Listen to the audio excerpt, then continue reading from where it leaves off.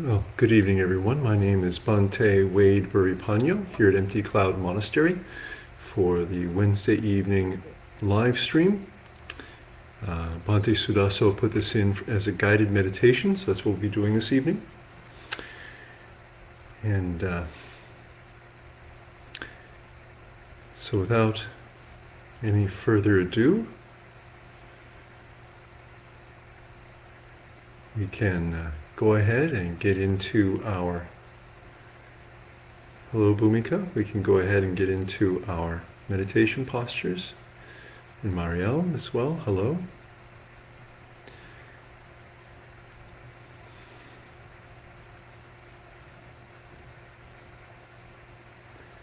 A few other people saying hello. We have Manal and Geed. Hopefully I'm saying your name properly. All right. So, welcome everyone. And Kristen as well.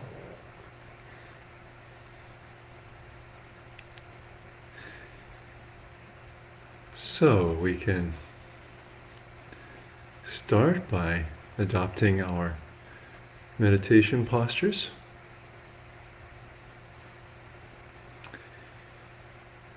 You could be sitting in a chair, or you could sit on the floor, or you could do this meditation standing, if that's more comfortable for you.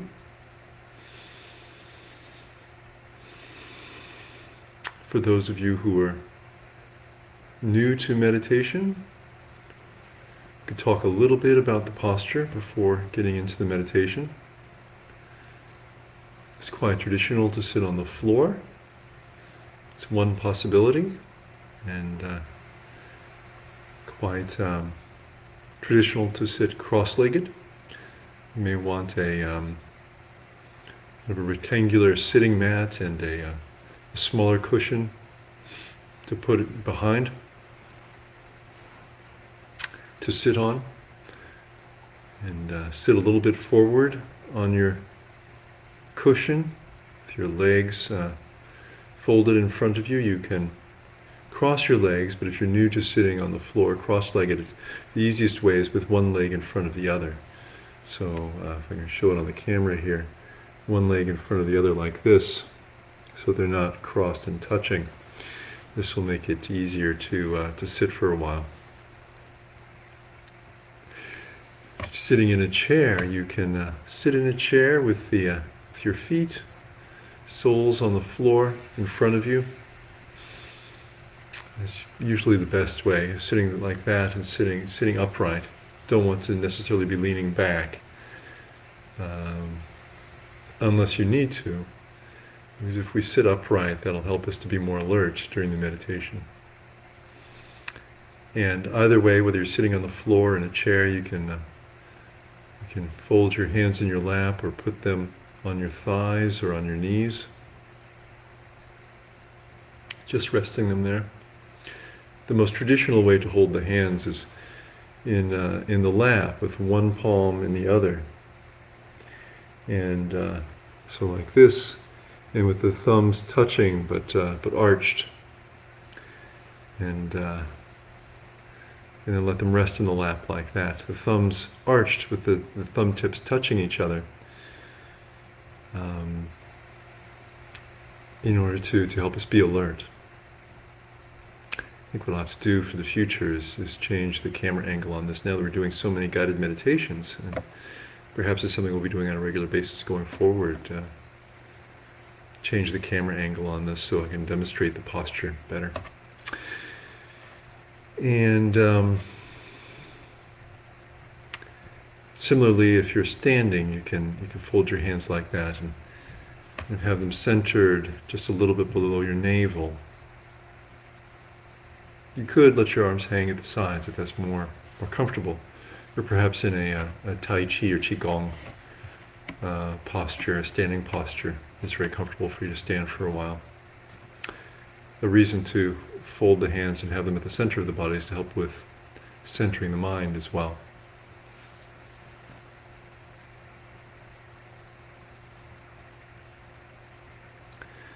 All right, then It's traditional to, in Theravadan Buddhism I should say, it's traditional to close the eyes when meditating. They say that if you want to see the world inside, then you close your eyes. So you can do that if you like. If you find it more comfortable though, you can leave your eyes open. For example, some people see many images when they close their eyes, and it also may be helpful if you're feeling drowsy to keep the eyes open as well. Maybe just gaze at the floor or at the wall, something like this, in an unfocused way. All right. And now that we've set up the basic posture,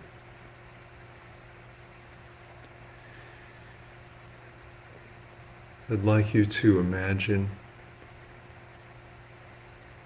that you have a cord attached at the top of your head, stretching up to the ceiling or up into the sky, gently drawing you into an upright position.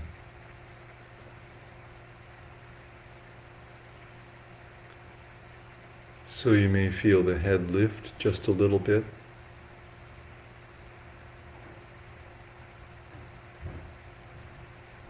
You can hold your head level so that the chin is parallel with the floor, or perhaps tilted forward just a little bit. And as that cord draws you upright, gently allow the neck to straighten. And the upper back as well.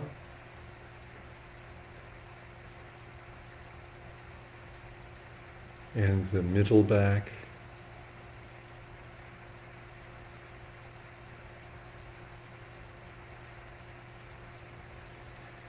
And allow the lower back to curve in just a little bit by rotating your pelvis forward a little to a comfortable position. That's very natural for the lower back. That is, for it to be curved in.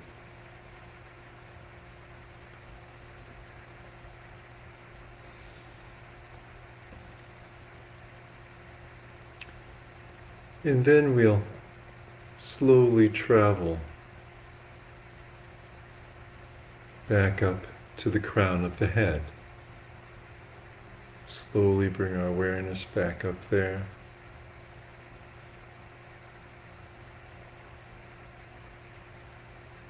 And gently and slowly become aware of the sensations in the top of the head.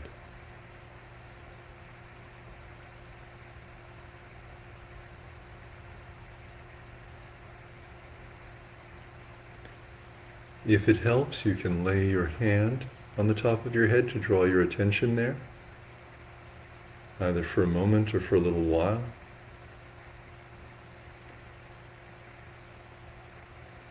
Having become aware of the sensations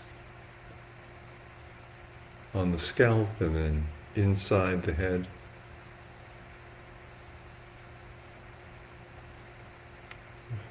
Patiently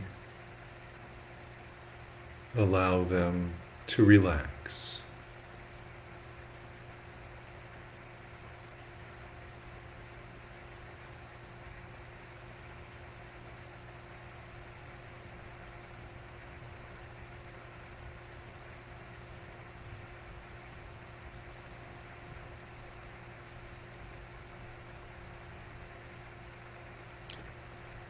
And we'll linger here for a few moments.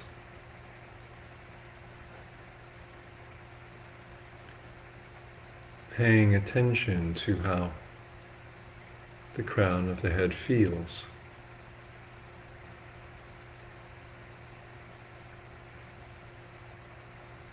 And allowing it to relax.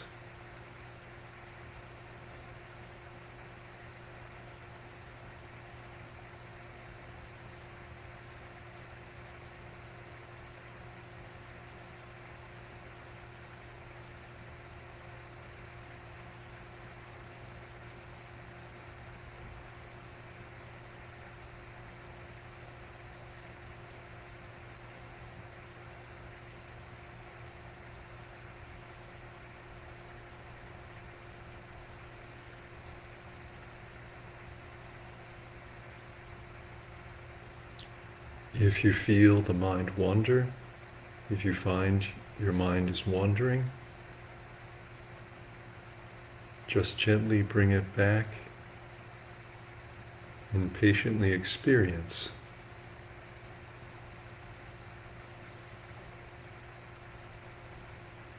how the crown of the head feels,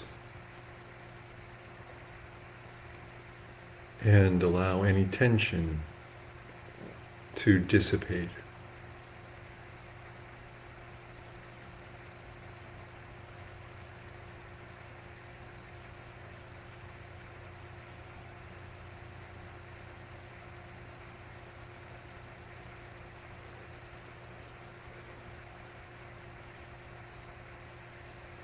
All right. Now let's glide down to the forehead.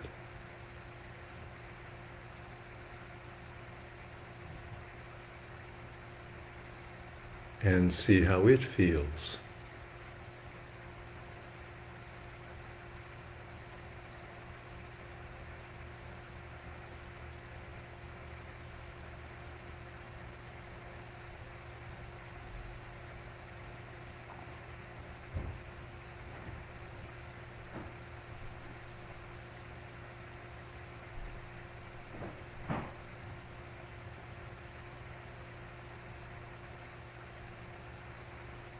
And allow the forehead to relax too.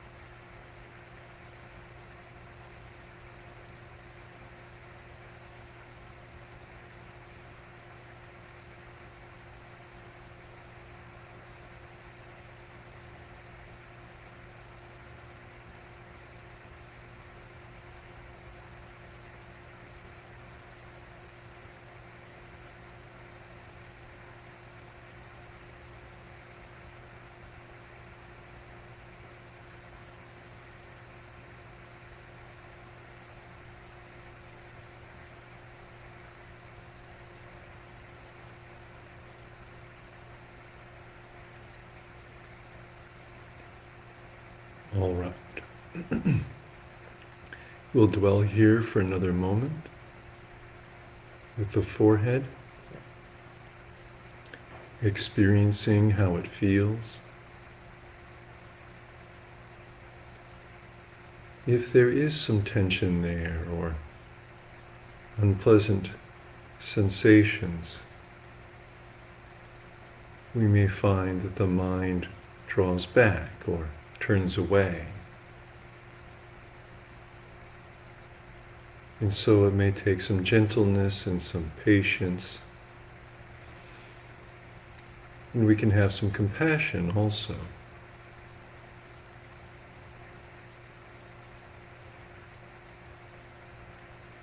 Even for the body itself, for the forehead, for example. As we try to stay with it, experiencing it, so that any unpleasant sensations there can kind of unwind or unclench, ease out and dissipate.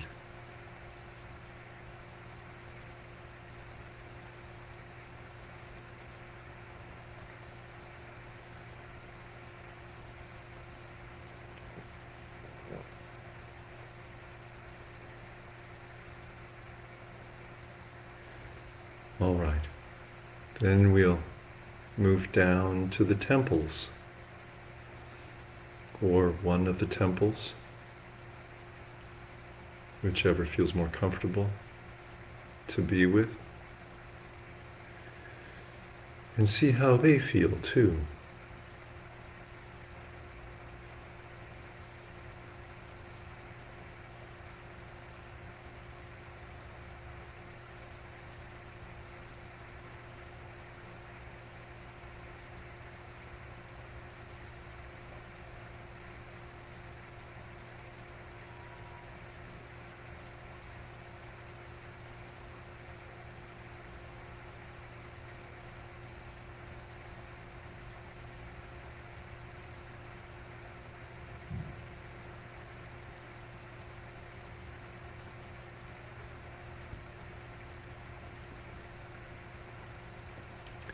see how they feel,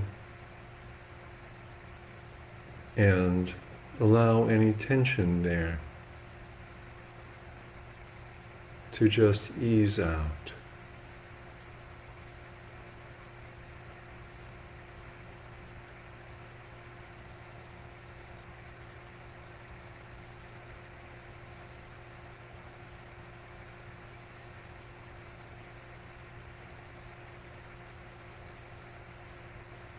Letting go of any tension in the temples, and letting go of everything else.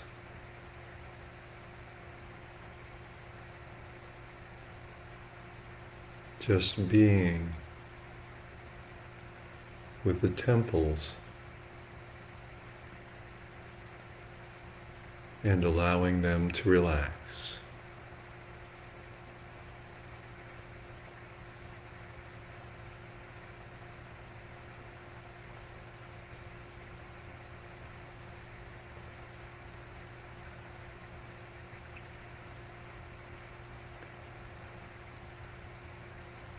All right. Now we'll pay attention to the eyes.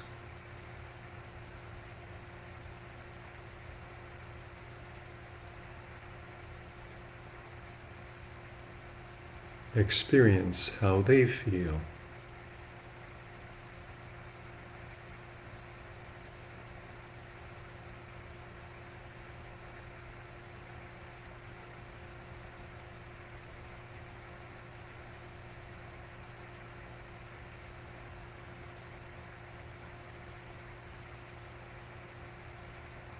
And if there is any tension there, allow them to unclench.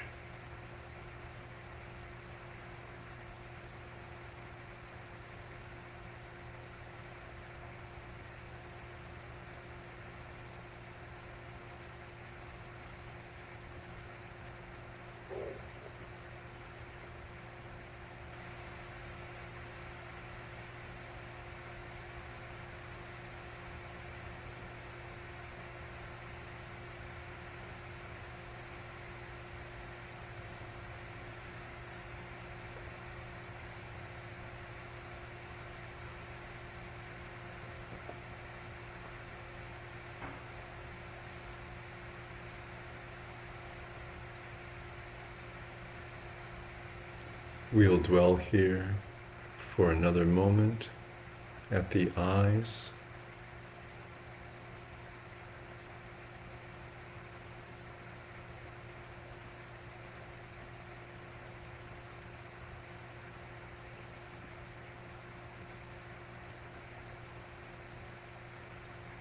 Paying attention to how they feel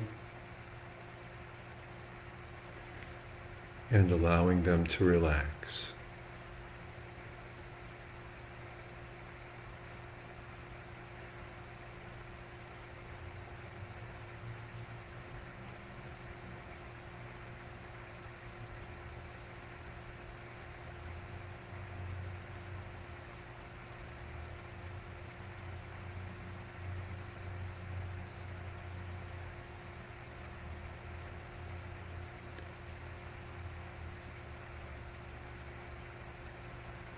Okay.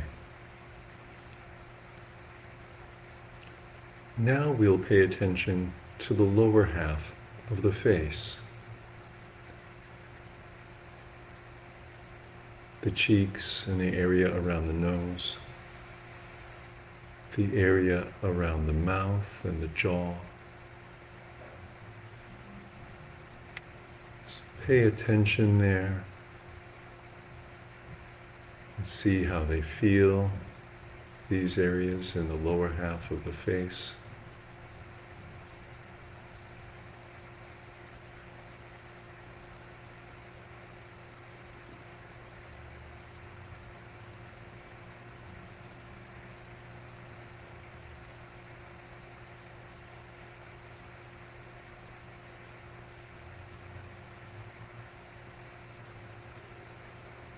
and allow any tension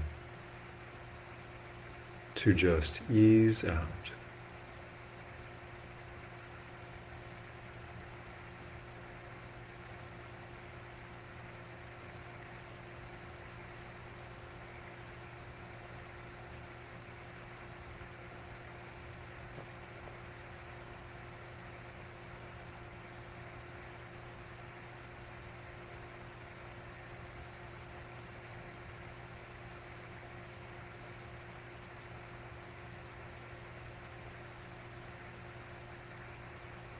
This is part of a process this is a process, I should say, that one master called knowing and letting go.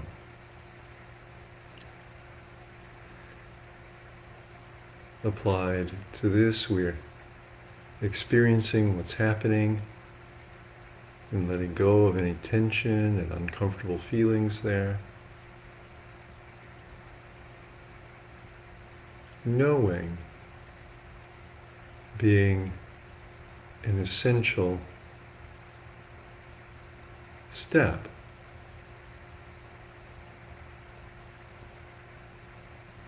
before letting go.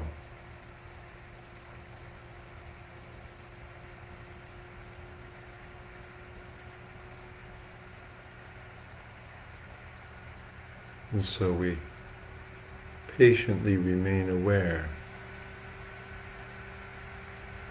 of the lower half of the face as any tension there dissipates.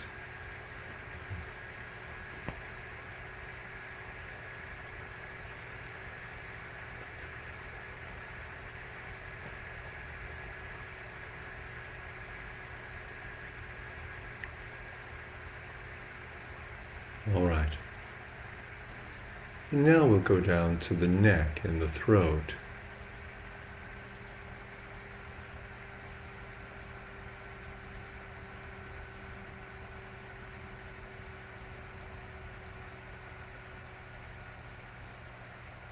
Noticing how they feel. And allowing them to relax too.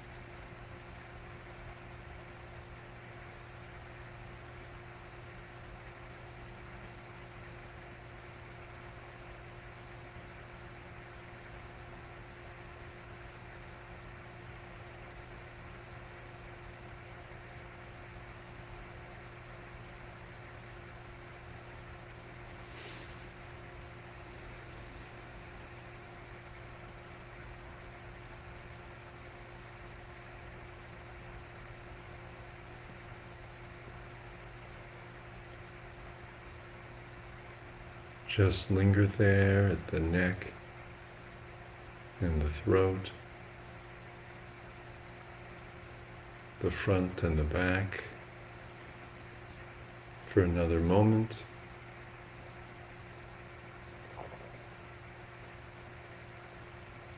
Seeing how they feel and allowing them to relax.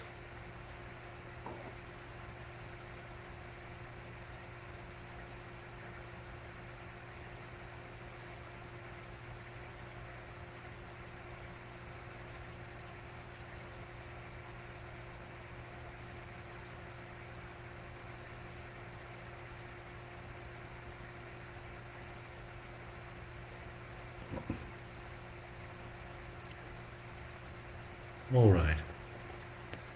Next we'll go down to the tops of the shoulders as we're entering the final stages of the body scan.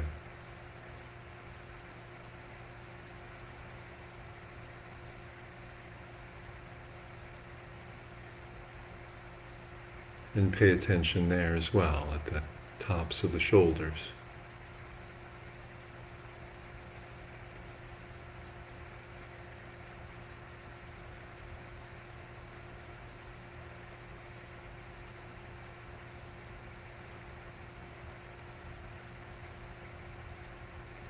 And allow any tension there to ease out.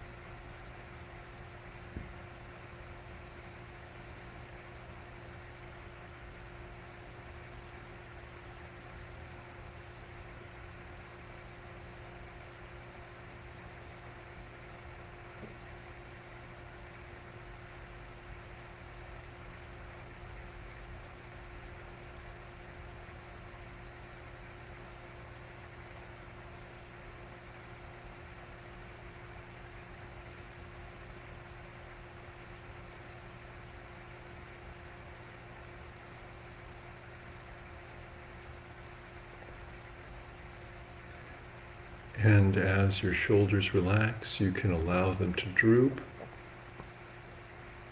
a little bit.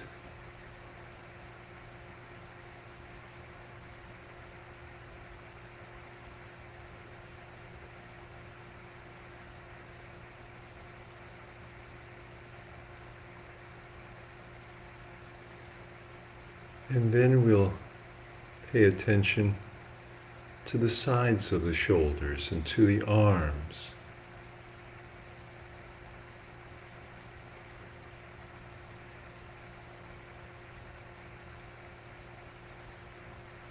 Going all the way down to the hands.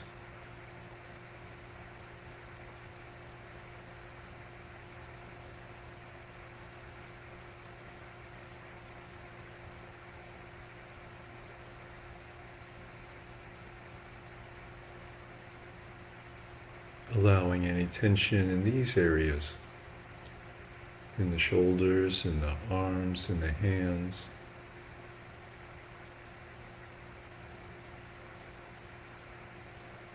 to just evaporate.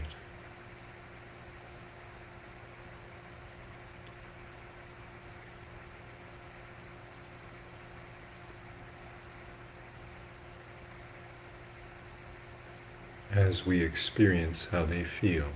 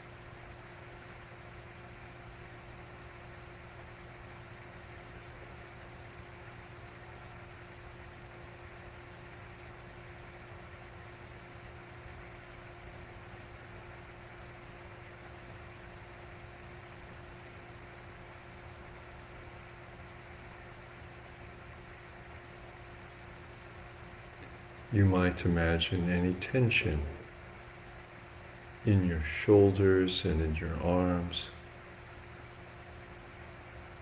gently sliding down and out through your hands, allowing all the muscles just to relax as the tension eases out.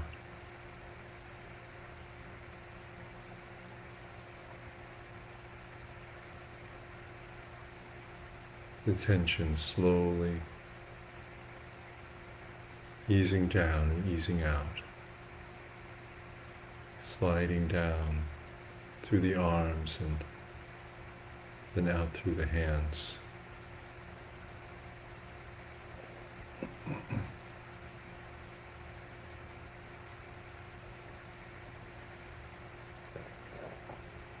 And I would like you to imagine that this, from the top of the head, and down through the arms to the hands is your shrine.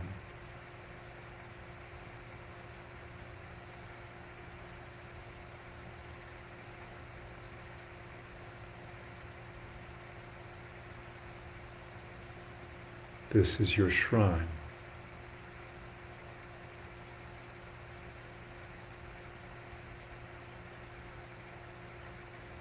And then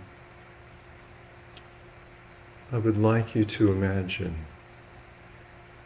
your spiritual heart resting in the middle of your chest.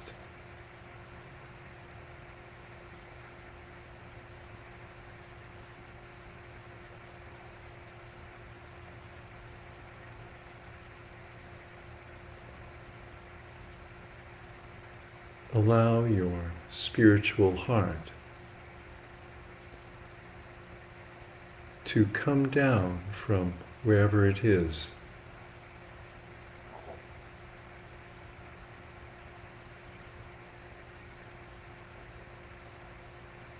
perhaps like a flock of butterflies, coming down to rest there in the middle of the chest.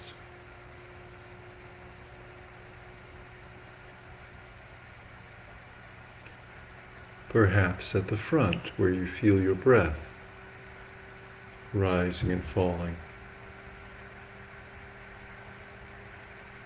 And with your sense of feeling, feel your heart collecting there as well, relaxing into that space.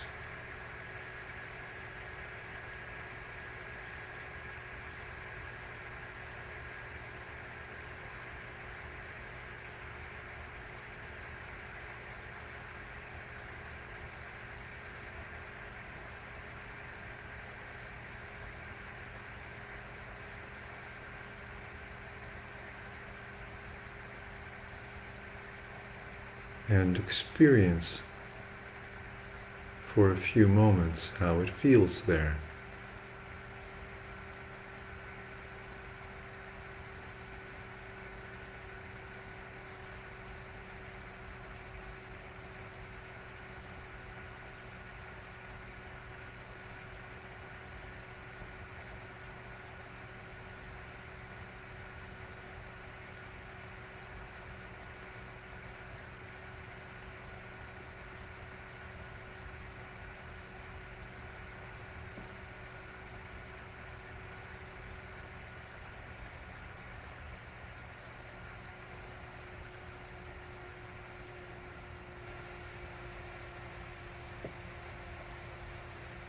All right. Now this, your spiritual heart, there where the breath passes through the chest,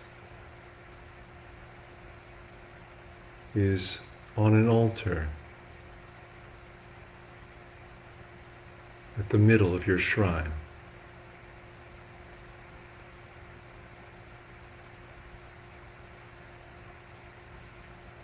So I would like you to be with this shrine, with the altar for a moment.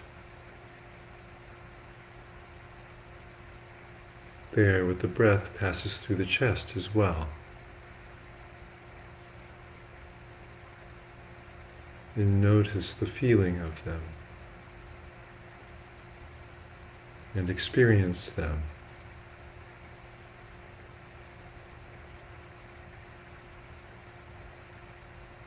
The heart within the shrine on its altar there.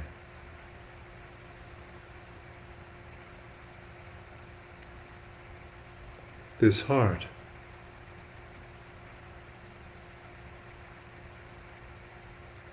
has been with you as a partner for a very long time.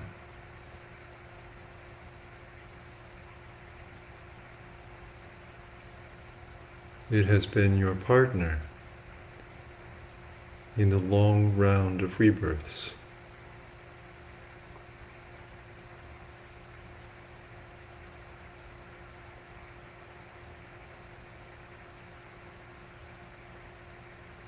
And so we recognize it now.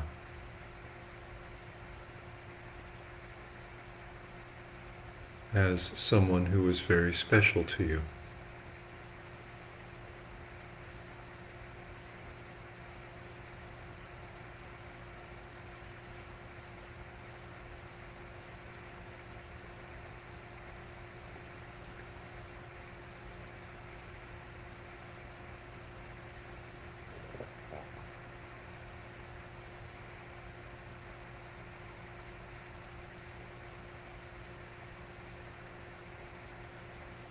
And I would like to give you a moment to see how it feels.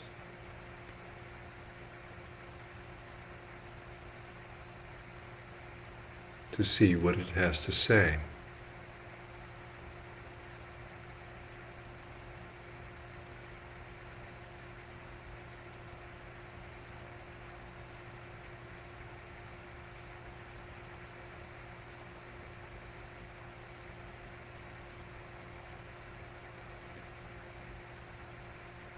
And if you notice any emotions there,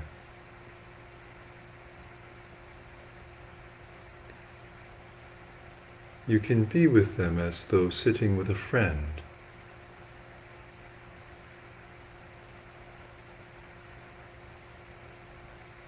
And allow your friend to be him or herself,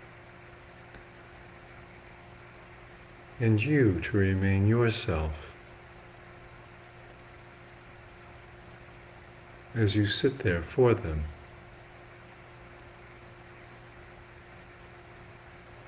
Allowing them to work out their emotions.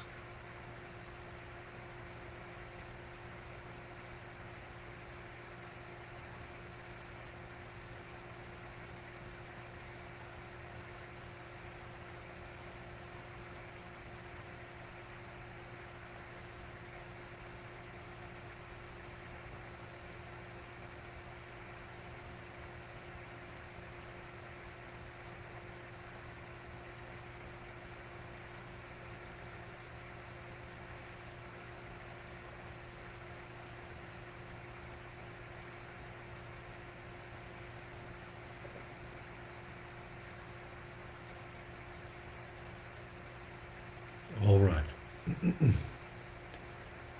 Now, if you like, you may stay with that, if you like, if it seems like the right thing to do. If you would like to transition into something else, we can gently adjust our awareness a little bit to the breath, rising and falling through the chest,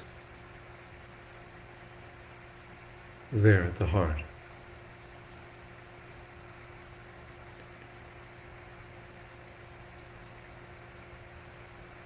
Noticing the sensation of it rising and descending, or the feeling of the chest rising and falling.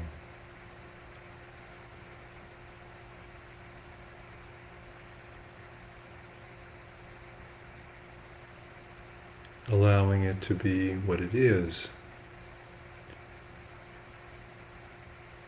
and find its natural rhythm now.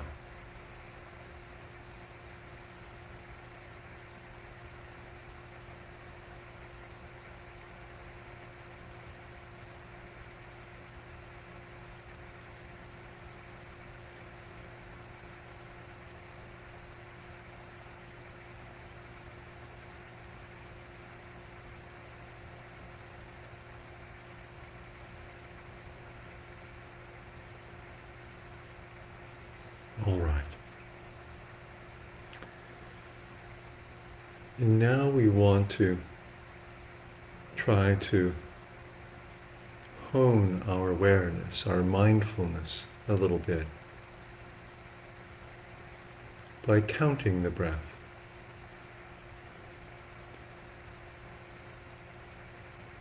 And so, as the breath comes in, we'll count 1. And as it goes out, we'll count 2. As it comes in, we'll count 3. And so on up to 10. Okay, go ahead.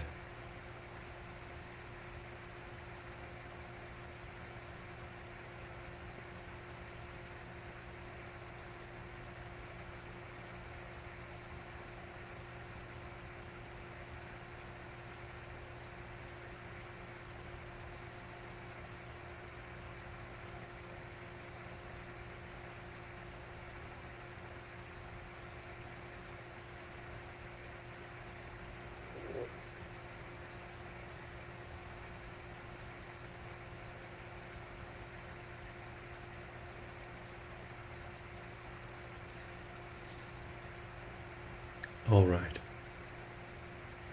If we've reached 10, that's good. If not, that's also okay. We'll simply start again with 1 on an in-breath and 2 on an out-breath, 3 on an in-breath, and so on up to 10.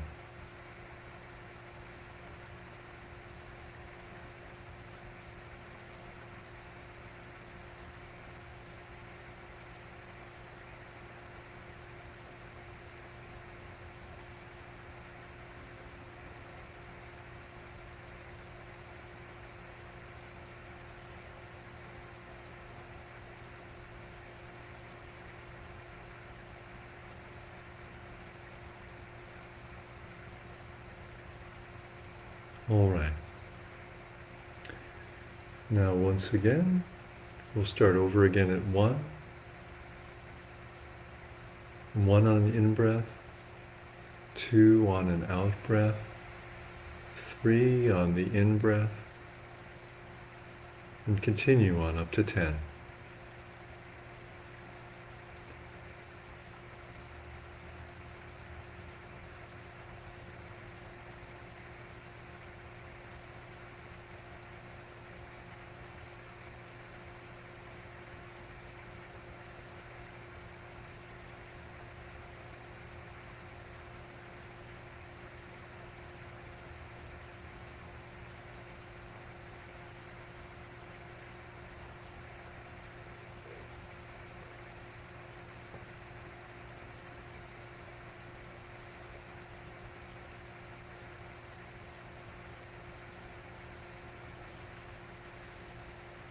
All right. Now I'd like you to count in this way in sets of 10 for another minute or two, perhaps 3 minutes, to develop some focus and some concentration, developing your mindfulness in this way. And in a little bit, in a minute or so, we'll also talk about meditating with distractions, if the mind wanders, for example.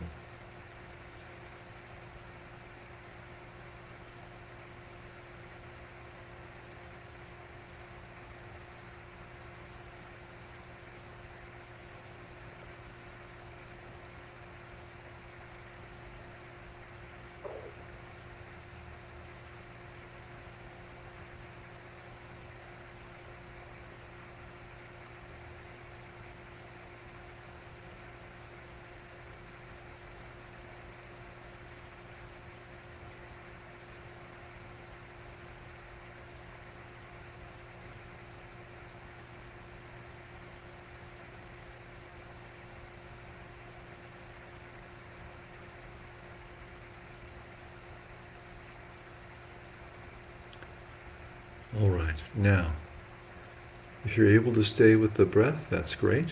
Keep going with it. You can focus on that, or if you'd like to hear what I have to say about meditating with distractions, you can focus on my voice. It's quite common for the mind to wander. This is natural. If it does, perhaps to thoughts of the future or of the past, or if it becomes distracted by a sound or by a sensation in the body, you can use the technique of knowing and letting go with the distraction as well. Simply paying attention to that which your mind has wandered to. And then focusing your awareness by naming it a little bit. So, for example, if you are thinking, you can note thinking, thinking, thinking to help you stay with it as you're aware of the thinking. If you're hearing something, you can note hearing, hearing, hearing. If you're feeling something, you can note feeling, feeling, feeling. And simply stay with it with your awareness in that way until it either goes away or until your mind loses interest in it. And come back to the counting of the breath. Just starting over again at 1. And so the distractions can actually become the objects of your meditation, as long as you keep your mindfulness with them.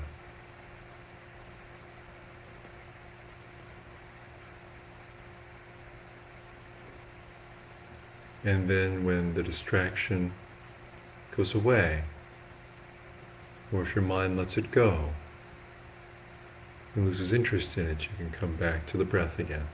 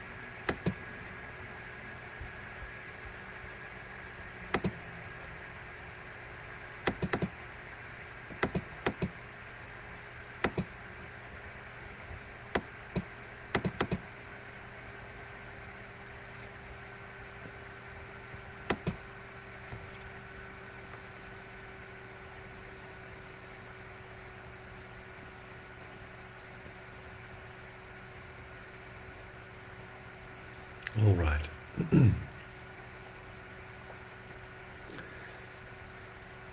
Now I would like to, if you'd like to do this with me, we can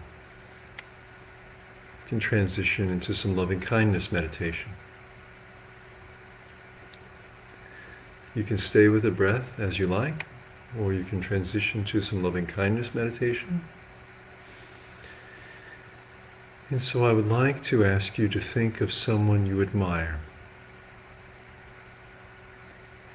Perhaps a teacher or a parent, or another elder, relative.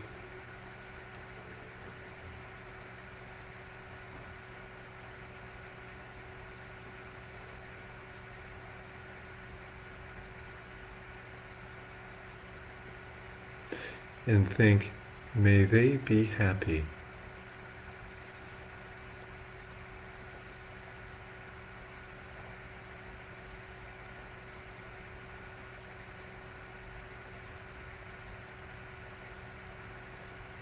And again, may they be happy.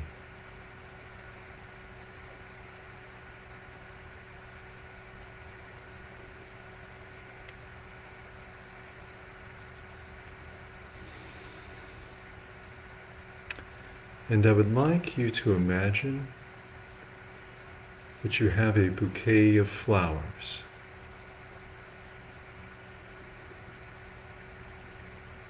Holding them in your hands.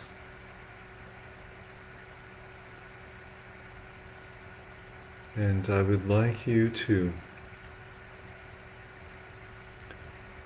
imbue this bouquet of flowers with this wish for them. May they be happy.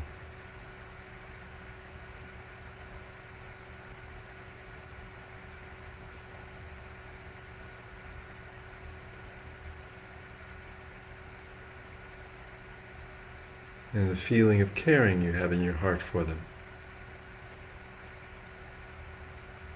You can imbue into the flowers.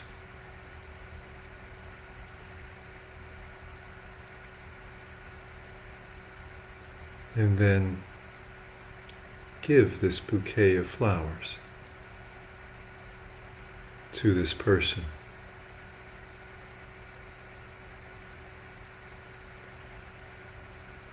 With the wish, may you be happy.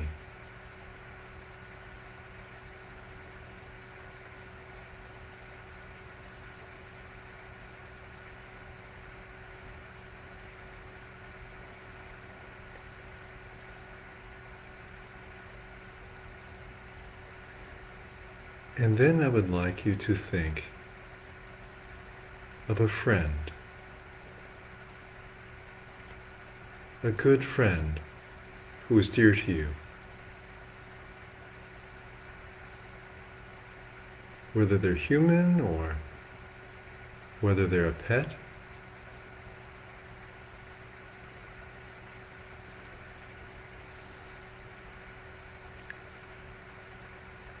And imagine that you have another bouquet of flowers.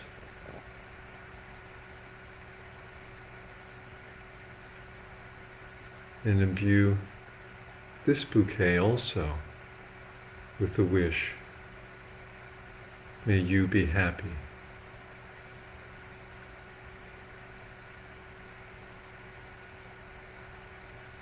May you be happy.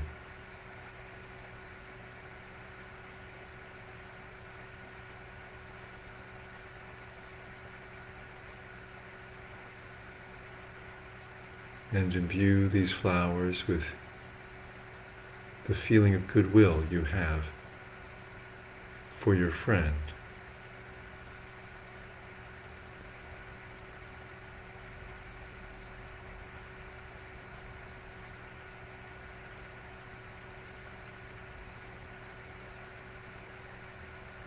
And then give this bouquet to your friend.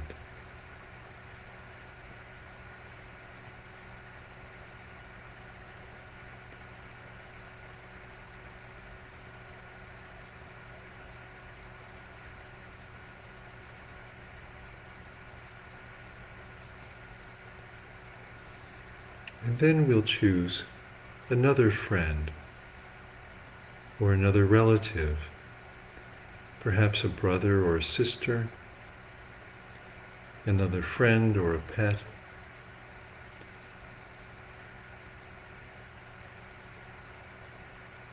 And imagine another bouquet of flowers.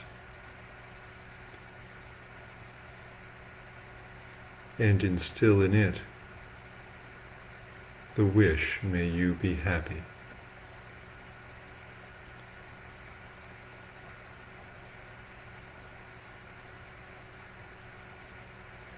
May you be happy.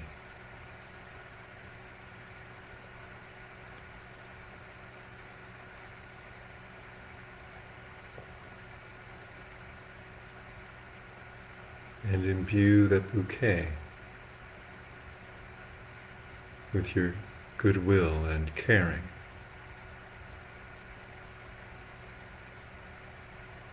Thinking, may you be happy.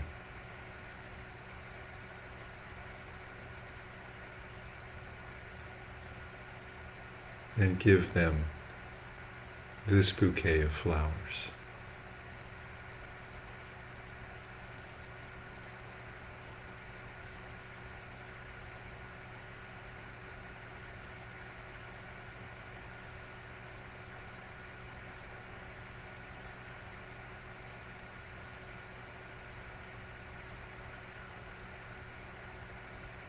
And then I would like you to imagine that you have a fourth bouquet of flowers.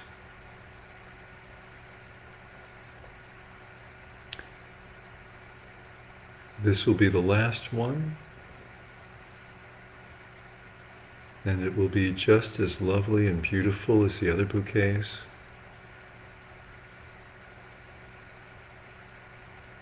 And I want you to think of yourself and imbue these flowers with the wish, the caring, that right now in the present, may I be happy.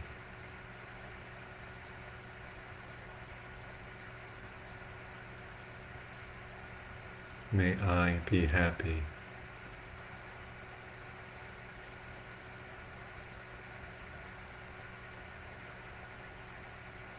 May I be happy.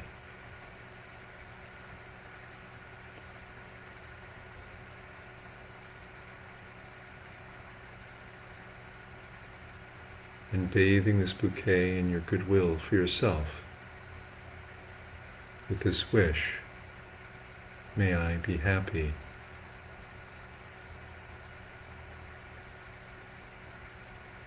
You can hold this bouquet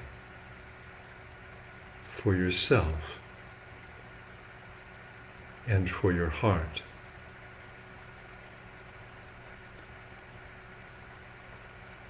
Your partner in life.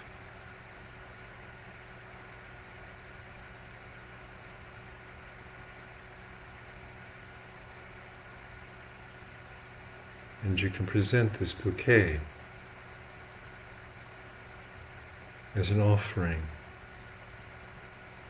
at the altar of your heart.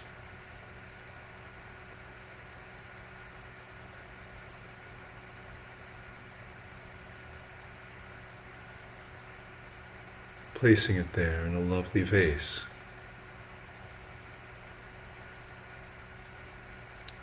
And pouring some water into the vase.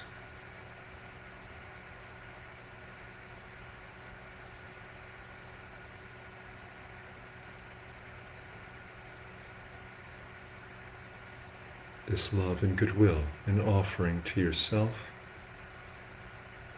and to your heart.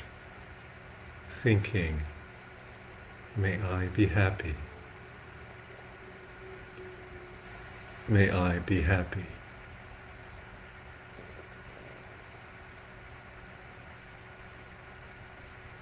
May I be happy.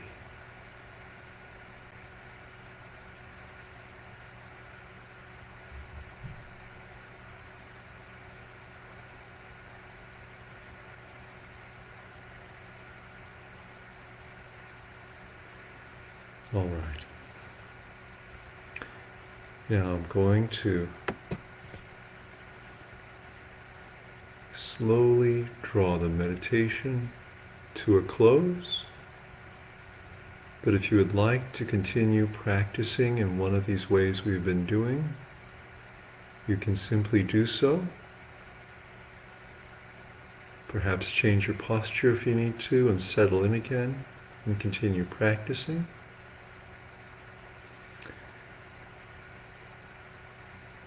For those of you who would like to close the meditation with me, we've been practicing a little over an hour now. And what I will do is I will sound a bell And so I would like you to gently bring your awareness to the sound and notice it as it begins and rises, and as the sound changes all the way through until it passes away.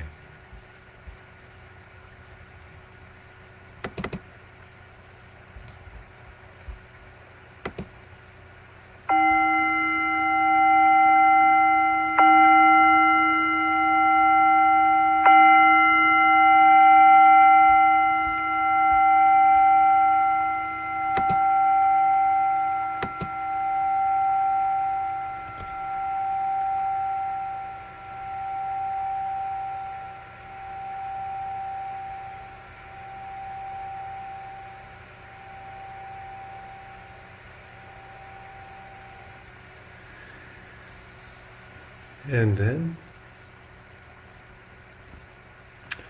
we can slowly raise our hands and join them palm to palm in front of the heart,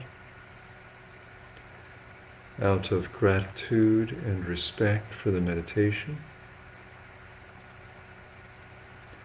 feeling those emotions in the heart and noticing the contact of the palms, one palm to the other.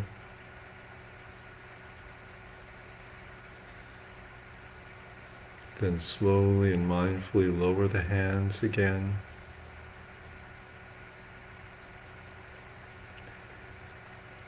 And then we can slowly open the eyes. And be aware of how we feel. Noticing how we feel perhaps compared to when we started. Are we calmer? Are we happier? Are we lighter? Are we more aware, more present and grounded?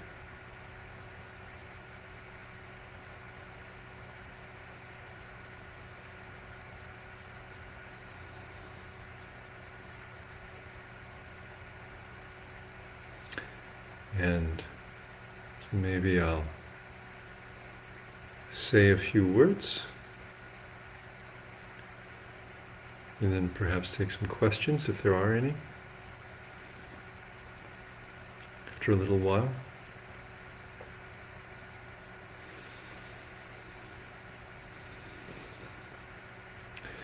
Well, so this meditation progressed through many stages, beginning with the body scan, getting in touch with the body and slowly allowing it to relax as we were aware of it. I noted this was knowing and letting go, the knowing being an essential part. Knowing first, and then this allows the mind and the body to let go so that the body can relax. And then imagining the heart coming to rest in the chest, coming back to its natural home, and allowing it to relax there as well. And using the imagery and the frame of the shrine and the heart on its altar, recognizing the importance of the heart in our lives, a part of us that is so often neglected, forgotten.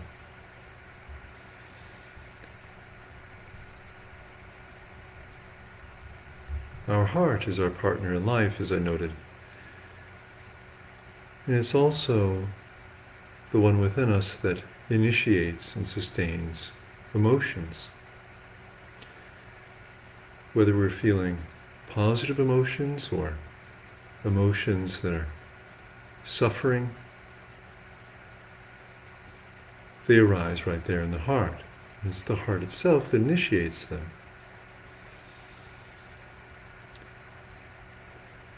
And our heart is our partner, always longing for pleasure, but so often encountering suffering. And so it can be very good to come back and get in touch with our partner.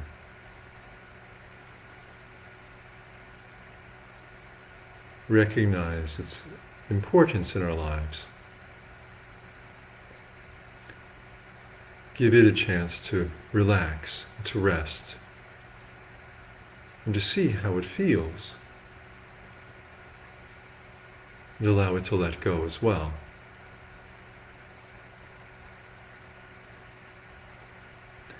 And this technique is something we can use when the heart is relatively calm.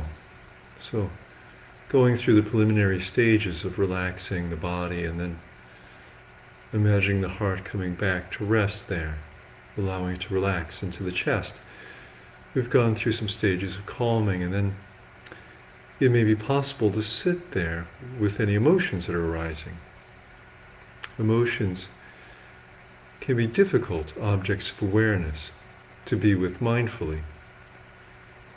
They may overwhelm us in normal circumstances, or because they change and are so ephemeral, they change so quickly, it may be difficult to keep up with them and be mindful of them. And so passing through some stages initially of calming the heart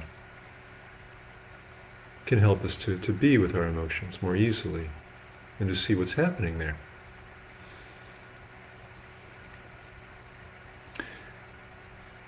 At any rate, even if we can't go through these preliminary stages, if we develop more and more awareness of the heart and our emotions and their importance in our lives, then we can take note of them, even in our daily activities, simply to be aware at least of what kind of a mood we're in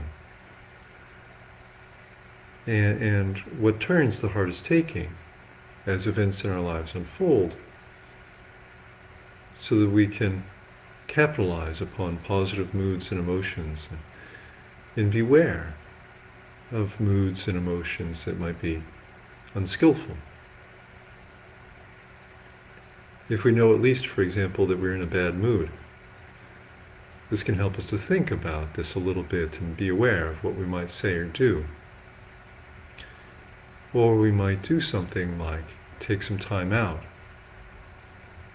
to do some breath meditation, for example, to release some agitation, or just to be with a bad mood, for example, or get in touch with the body as we did with the body scan and relax a bit, or perhaps practice the loving kindness meditation that we moved into later.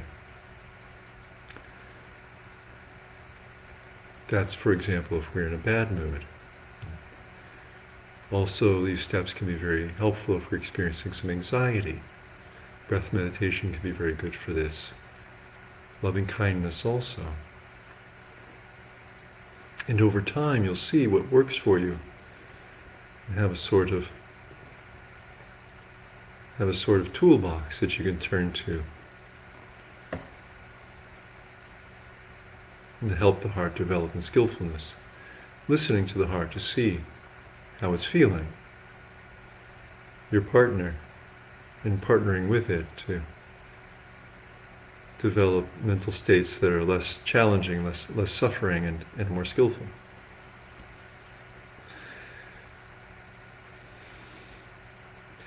And then many of us probably found that having made the heart calm, it's relatively easy or easier to transition into something like loving kindness meditation also. And it can help to start out with someone that we already have very positive feelings for, such as someone we admire, or a friend, or someone we like such as a sibling or a pet. And then, after practicing with and sharing our love with a few people or pets, then we can transition to ourselves. This can be such a beneficial way to uplift the heart. Recognizing the value of the heart.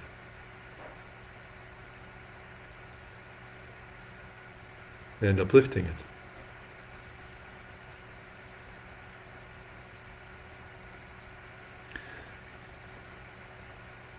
If we're practicing our regular formal meditation, we might come to a point where we're practicing with the breath meditation as we were and in doing the counting. And then you have many options. Transitioning at some point into breath meditation is very good, or into loving kindness meditation as we did is very good. And we can, on the other hand, we might transition into a wisdom contemplation. For example, the 5 subjects for frequent recollection. One of them, or a few of them, or all of them. Simply contemplating them, thinking about them, some perspective or other on one of them, or more of them. Or calling to mind something that might be bothering us. Something, if we've noticed for the last few days, or even for a long time, something's been bothering us, we can call it to mind and contemplate its impermanence.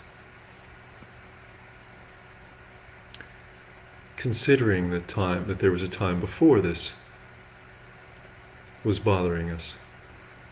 Then there was a time when it arose. The problem arose. And then we may contemplate that over time it's been changing. Perhaps slowly, perhaps quickly, but it's been changing. And it will continue to change until at some point it goes away. One way or another, this too shall pass. And then there will be a time afterward. If the heart is calm, then it's easier for the mind to do this contemplation and in fact to let go. This can be a tremendously liberating practice. It's one example of another wisdom contemplation that can be done. Or we can simply stay with the breath and try to see if we can increase our mindfulness, staying with the counting and dealing with distractions as they arise and coming back.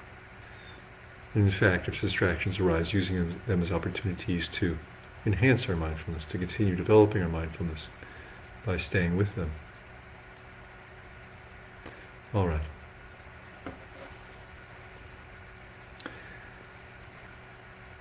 So, I wonder if anyone has any questions. I don't see any typed in.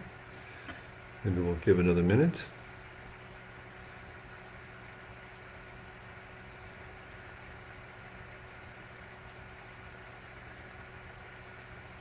As we sit mindfully, we have some positive messages about the meditation.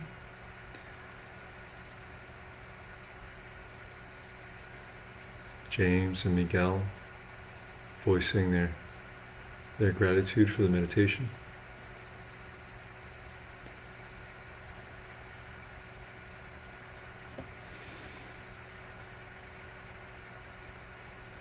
All right. And why don't we bring this live stream to a close? I'm glad it was helpful to you. We can raise our hands again, palm to palm. And 3 times we'll say sadhu to rejoice in each other's practice. Sadhu, sadhu, sadhu. I see that there is a question coming in, and so maybe I'll take a minute to see if I can respond to this. A question from Kristen. We already said our sadhus, but just as the question was coming in, so I want to honor Kristen's question. Bhante, I find sitting 60 plus minutes these days gives me an achy knee, not pain, and lately numb oxix, too, if I've pronounced that correctly, oxix, too. Is this something to let it be? Yes, well, that's a very good question. That's, of course, something that's very common when meditating, sitting still in a single posture. Whether we're standing or if we're sitting on the floor or sitting on a chair, it's quite common that some part of the body or other will begin to feel uncomfortable. And and so there are a couple of strategies for dealing with this, and one is to evaluate, how important is it to stay with the meditation object that you're currently with. For example, if you've been feeling anxious or in a bad mood, for example, as I was talking about before, in some examples, it may be important to you, for example, to stay with loving kindness meditation or to stay with breath meditation. And so you may decide, well, okay, so I'm feeling this pain and it's distracting me. I could just try to be aware of the pain, perhaps noting it with the feeling, as I was describing during the guided meditation. For those of you who are staying with your meditation object at that time, it was simply applying your mindfulness to the sensation or to whatever else may be distracting you and noting it. For example, hearing if it's a sound, or thinking if it's a thought, or feeling if it's a sensation, in order to simply be mindful of it as another kind of sense object, like we might be aware of the breath, for example.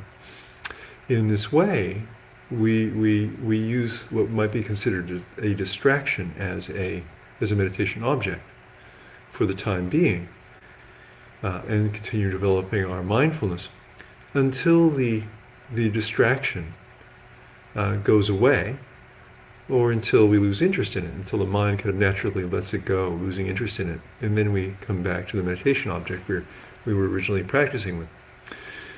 With pain, pain can stick around for a long time. I'm sure we've all found practicing meditation.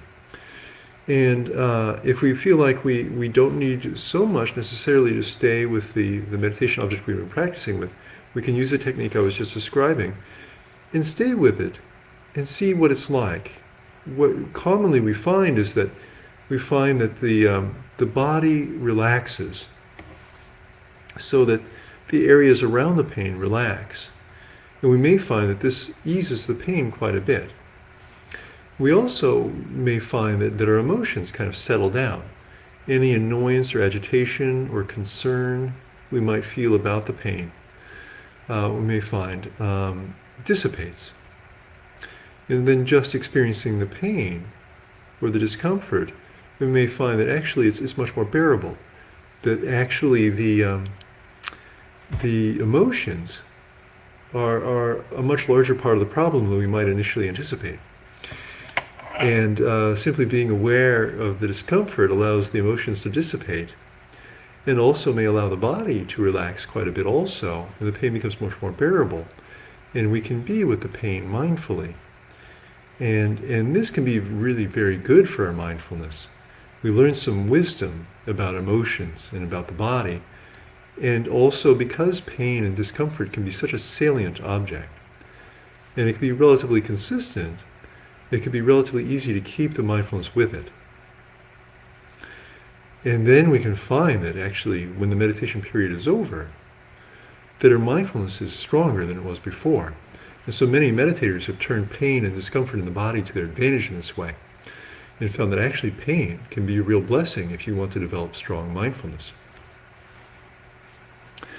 And in fact, usually discomfort that we find with relation to the body when meditating, as long as it's not an injury that we're feeling, it's a part of the body that was injured, for example, before we even started sitting, but usually any discomfort will just go away at the end of the meditation period within just 3 or 5 or 7 seconds. So actually really quickly, once we get up and move around a little bit, or even if we just adjust our posture whilst continuing to sit, for example, then we'll find that the pain goes away very quickly. And so if we have a little bit of faith in this, it can make it easier for us to endure the pain and to meditate with it. If it does last, though, longer than, say, 10 seconds or something like this after we get up and move around, then it's something maybe to be concerned about, and pay more attention to it and see what happens with it. And then you may need to look into what's up here, what's going on with this pain, But otherwise, by and large, meditators find that the pain that they experience while meditating isn't a serious issue. Okay. Now, if we find that the pain, this is kind of wrapping up this explanation, that if we find, though, that the pain is too strong for us, or if we're too concerned about it, that it's really bothering us, then what we can do is we can choose to mindfully adjust our posture. Perhaps, move our legs, or stand up, or something like this, or move into a chair. Mindfully being aware of our intentions to move, and being aware of the movements as we make them, trying to be relatively slow about it and observant as we're moving, with the idea being that we want our mindfulness to be as consistent as possible. And then having moved, changed our posture, then returning to whichever meditation object we want to practice with, such as the breath or loving kindness as we were doing before. So there you go. And so, yes. Hopefully that answers your question. Is there some strategies to use when dealing with discomfort and pain?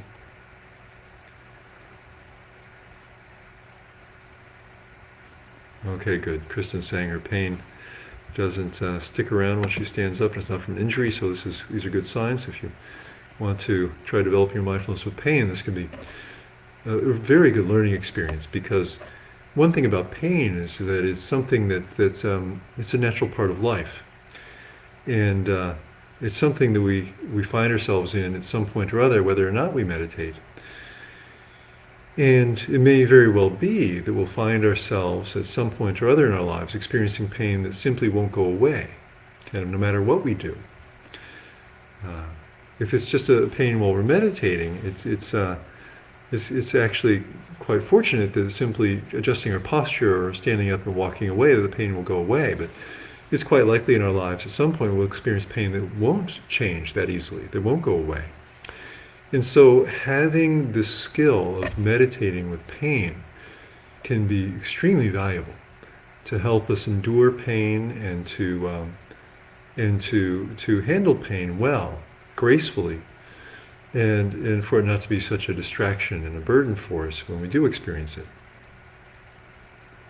One very practical benefit that comes to mind now is that I know, for example, I've had the occasion to have some medical procedures done, and was able to opt for very low levels of anesthesia and for little or no pain medication afterward. Because as many meditators have found, that if you can meditate with pain, if you have some mindfulness with pain and discomfort, then actually they can be much easier to be with than you might expect. And sometimes, anesthetics and pain medications can cause complications of their own. Physical, they can make us sick. They can make us drowsy. All kinds of things like this. It's one very practical benefit, and I'm sure you can think of many others to being able to meditate with pain and endure pain without having to move around and so on like this. All right. Well, on that note, draw the live stream to a close. May you all be well. I rejoice in your practice, and I hope you continue to prosper in the Dhamma. Until next time, there will be another live stream tomorrow morning. Live streams in morning and evening, Thursday and Friday, an in-person Dhamma program here at Empty Cloud on Saturday evening from 6 to 7:30 as well. And an afternoon Dhamma program from 1 to 4 on Sunday. And I'd like to encourage anyone who hasn't taken the time to come to visit Empty Cloud to do so at some point. We also have the overnight guest programs. You have a chance to experience the monastic life a bit, living by the monastic schedule and trying to deepen your practice and have greater access to the teachers as well here at Empty Cloud. And on that note, I'll say good night. May you all be well. Best wishes.